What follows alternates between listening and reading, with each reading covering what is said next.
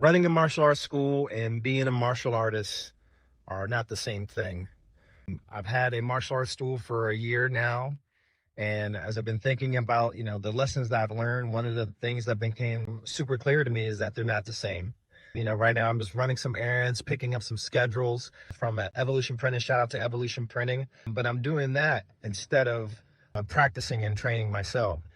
So if you're running a martial arts school, besides having great quality classes, your main job is student acquisition and student retention. I had the blessing of talking with many other masters who, were very honest with me about, the reality of starting a school. It's not like it's going to be in the movies. And even in the movies, you have Wong Fei Hong, you have Po Chi Lum.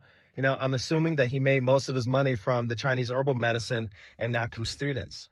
And so, as I think about, for other folks who are in martial arts and just love being a martial artist, before you start your own program and before you start your own school, you got to really think about, what do you actually love? If you just love training and the camaraderie and just being a martial artist, then continue to be a martial artist and just have another job.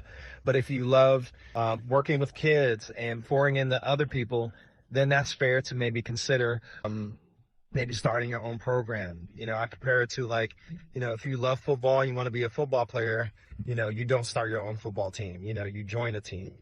And so yeah, no, I'm super thankful for the opportunity that God has given me, starting my own program, and I'm super excited for this season of life to be able to pour into other people. At the same time, I don't want to, be an out of shape instructor. I don't think that sets the greatest example either.